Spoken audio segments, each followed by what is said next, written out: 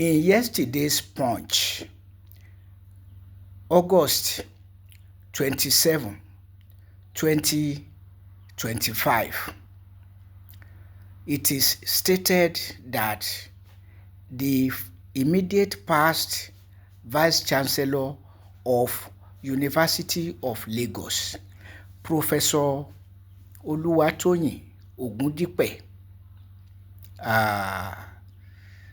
is a man, by the way, because some women are also called Oluwatoyin.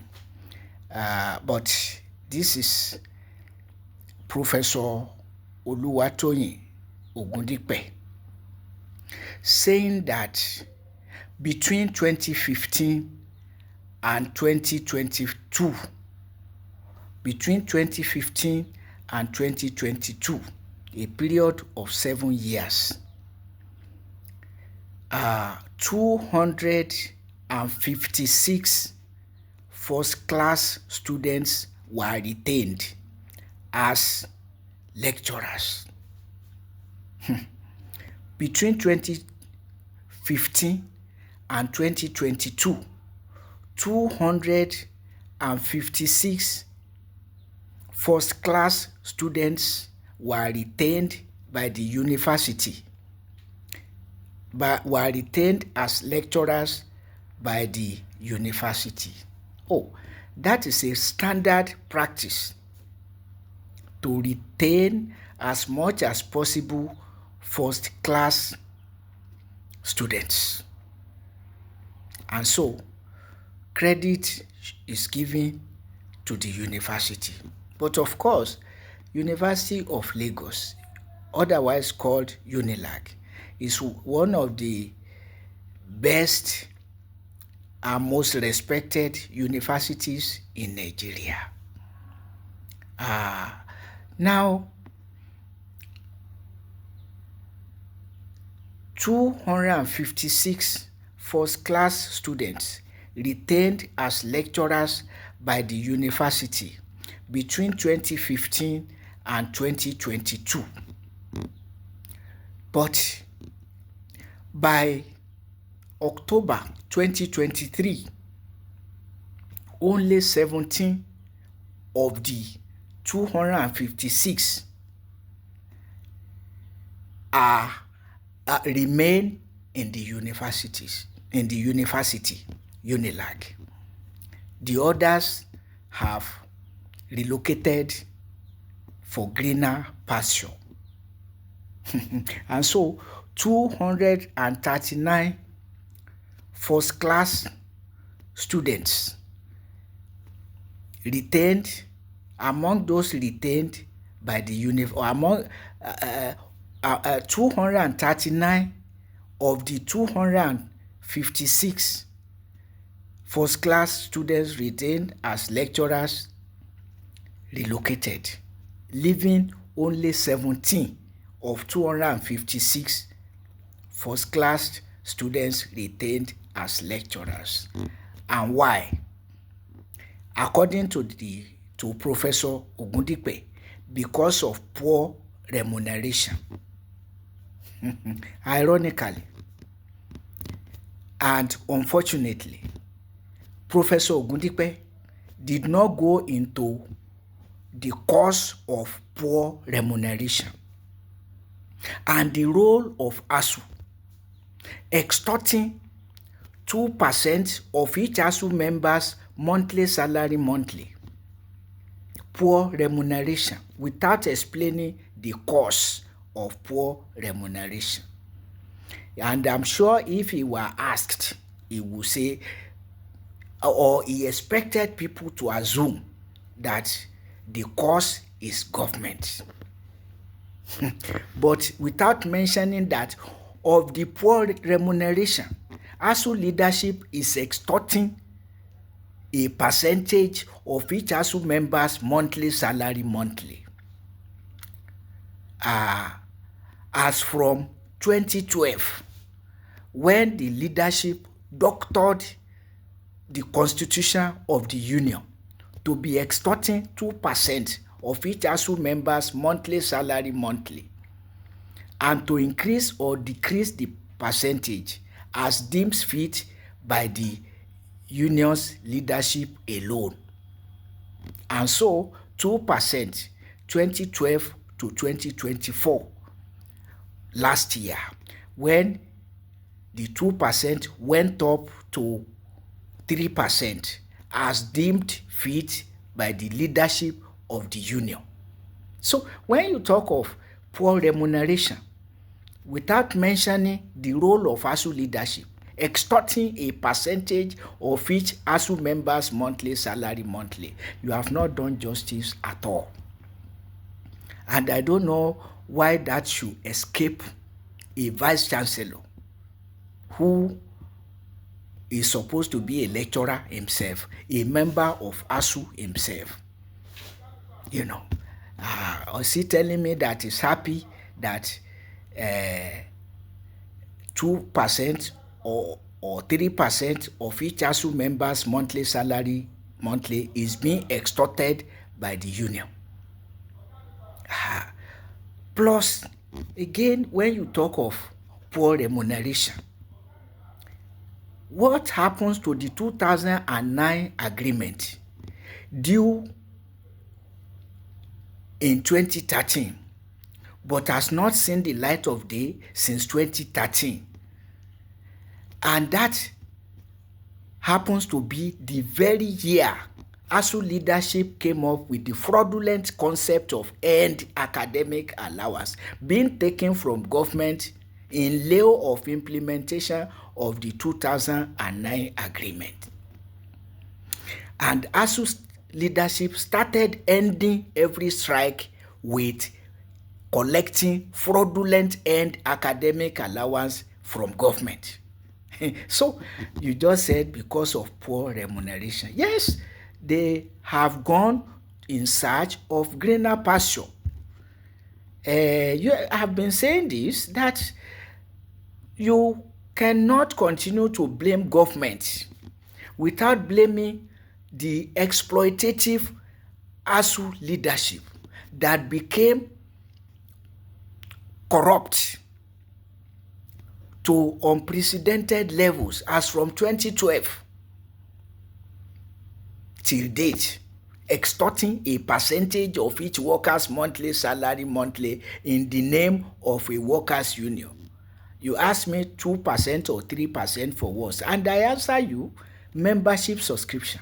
Monthly membership subscription goes for 2% of each ASUU member's monthly salary monthly, 2012 to 2024, and 3% since 2024 till date, in the name of a workers' union. So, poor remuneration. And the people should therefore assume that government alone is to blame. Meanwhile, the university's administrators, headed by vice chancellors, have to present the list or the data to government to pay ASUU, including extortion of 2% and now 3% into the account of ASUU. So you cannot exonerate university administrators headed by vice chancellors and government from the extortion of ASUU members by ASUU leadership. So, but you see, half truth. What is the cause of brain drain? Poor remuneration. What is responsible for poor remuneration is not explained. Supposing ASUU leadership were not getting fraudulent earned academic allowance when the 2009 agreement was due in 2013, how would it not have seen the light of day? But ASUU leadership started ending every strike with getting fraudulent earned academic allowance. You sweep all of that under the carpet, including extortion of a percentage of the poor remuneration. 2% of each worker's monthly salary monthly, 2012 to 2024, and since 2024, 3%. So when you sweep all this under the carpet. So, on one hand, I commend the university for retaining first-class students. That is the culture. That is the ideal.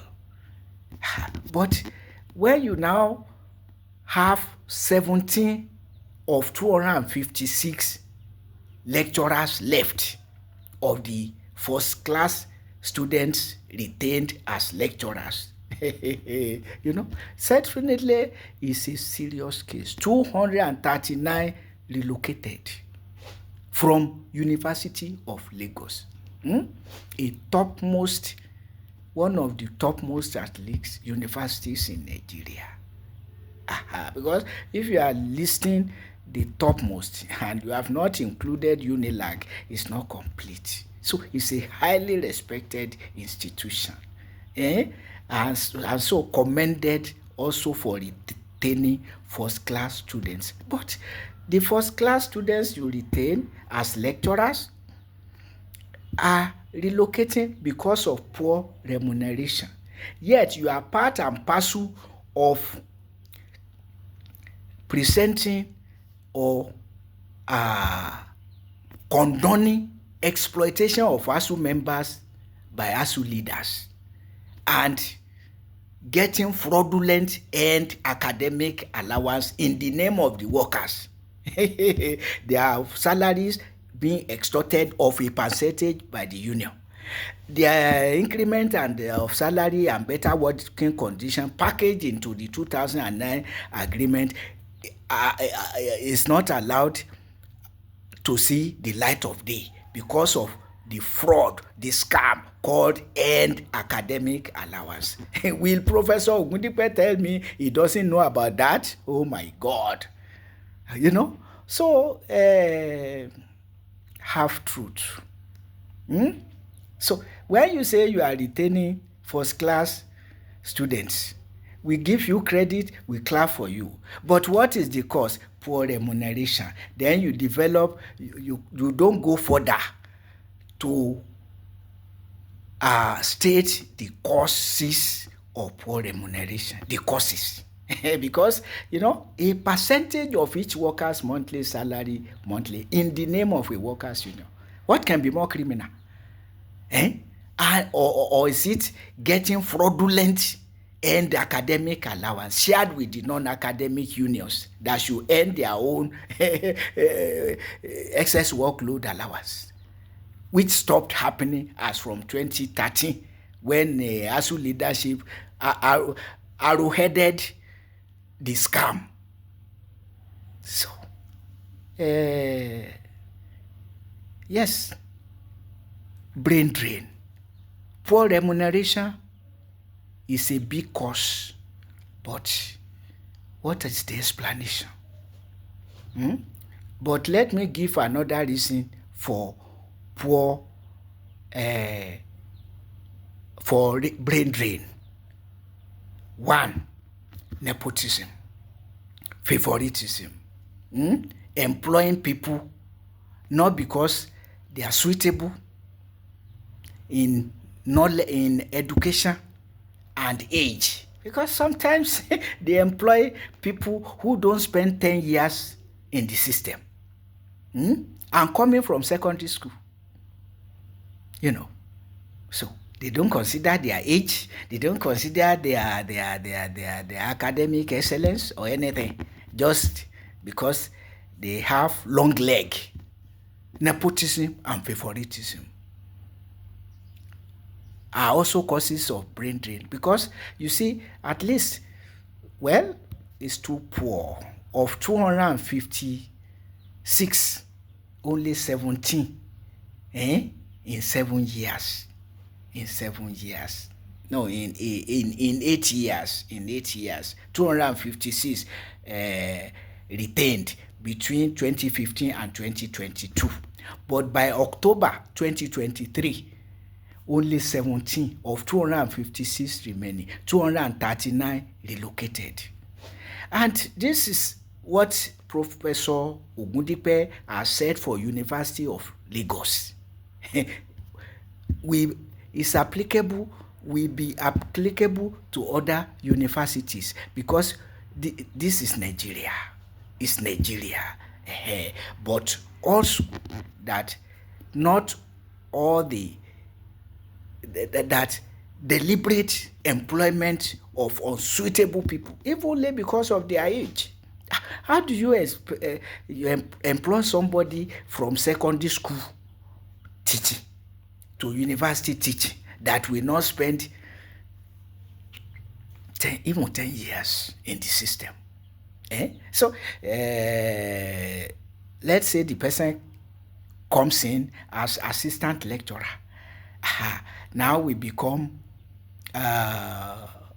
lecturer 2 before becoming lecturer 1, before becoming associate professor, and then professor. All these take years and time and experience in the system,